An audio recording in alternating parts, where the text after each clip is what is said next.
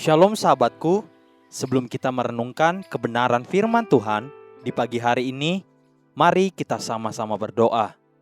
Bapa kami yang ada di sorga, kami mengucap syukur dan berterima kasih untuk pagi hari yang indah ini. Kami mengucap syukur untuk nafas kehidupan yang masih Tuhan berikan untuk setiap kami. Pagi hari ini, kami ingin kembali mendengar tentang kebenaran firman-Mu. Biar kebenaran firman-Mu yang terus mengajar dan menuntun kami sepanjang hari ini. Amin. Pagi hari ini kita akan merenungkan kebenaran firman-Nya dengan tema Jangan Meninggalkan Tuhan. Mari kita buka Alkitab di dalam kitab 1 Raja-Raja pasal 12 ayat 1 sampai ayat yang keempat. Demikian firman Tuhan. Kemudian Rehabeam pergi ke Sikem, sebab seluruh Israel telah datang ke Sikem untuk menobatkan dia menjadi raja. Segera sesudah hal itu kedengaran kepada Yerobeam bin Nebat, pada waktu itu dia masih ada di Mesir, sebab ia melarikan diri ke sana dari hadapan Raja Salomo. Maka kembalilah ia dari Mesir. Orang menyuruh memanggil dia, lalu datanglah Yerobeam dengan segenap jemaah Israel dan berkata kepada Rehabeam, "Ayahmu telah memberatkan tanggungan kami. Maka sekarang ringankanlah pekerjaan yang sukar yang dibebankan ayahmu dan tanggungan yang berat yang dipikulkannya kepada kami, supaya kami menjadi hamba-Mu." Setelah matinya Raja Salomo, terjadilah seperti yang baru saja kita dengarkan. Tapi coba perhatikan sebentar apa yang pernah terjadi sebelumnya. 2 Tawarik pasal 9 ayat ke-22 dan ayat 26 sampai ayat yang ke-27. Demikian firman Tuhan. Raja Salomo melebihi semua raja di bumi dalam hal kekayaan dan hikmat. Dan ia memerintah atas semua raja, mulai dari sungai Efrat sampai negeri orang Filistin dan sampai ke tapal batas Mesir. Raja membuat banyaknya perak di Yerusalem sama seperti batu, dan banyaknya pohon kayu aras sama seperti pohon ara yang tumbuh di daerah bukit. Salomo adalah raja yang paling kaya raya di bumi, bahkan melebihi semua raja di bumi dalam hal kekayaan dan hikmat. Itulah catatan firman Tuhan tentang Salomo.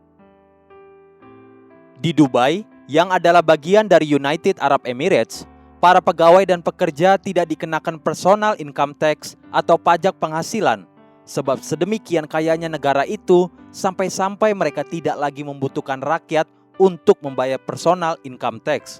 Sebab mereka juga yakin, toh dana yang diperoleh oleh rakyatnya akan dibelanjakan kembali di negara itu sendiri.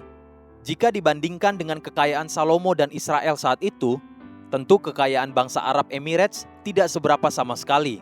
Namun coba perhatikan apa yang terjadi kemudian.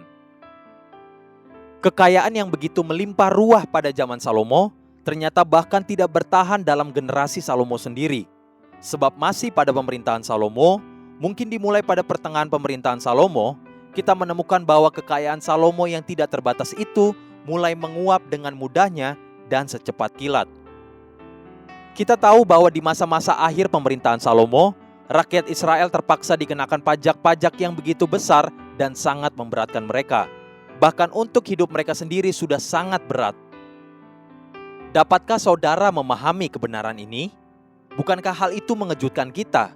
Sebab bagaimana mungkin bangsa Israel yang besar dan kaya raya di bawah pemerintahan Salomo, raja terkaya di bumi, namun belum sampai berganti raja pun, kekayaan itu terbang dan banyak yang menguap begitu saja. Sampai-sampai bangsanya dikenakan beban pajak yang sangat berat dan hampir mencekik hidup mereka. Itulah yang terjadi pada akhir masa pemerintahan Salomo. Sehingga setelah Salomo mati, pecahlah kerajaan Israel menjadi dua bangsa, bangsa Israel dan bangsa Yehuda. Masalahnya sederhana saja. Ketika Salomo mulai tidak lagi berpegang kepada firman Tuhan dan mulai mencondongkan hatinya kepada wanita-wanita lain, yang kemudian membawanya untuk berjalan meninggalkan kasih setia Tuhan. Maka sejak saat itu, semua yang ada padanya pun mulai runtuh. Dimulai dari keputusan Salomo berjalan meninggalkan Tuhan. Pagi ini, belajarlah takut akan Tuhan dan berpegang kepada perintah-perintahnya, maka engkau akan hidup. Haleluya, sahabatku. Mari kita sama-sama berdoa. Terima kasih Bapa Surgawi, aku bersyukur sebab karena kasih-Mu, aku boleh tetap hidup sampai saat ini. Amin. Jesus loves you and so do I.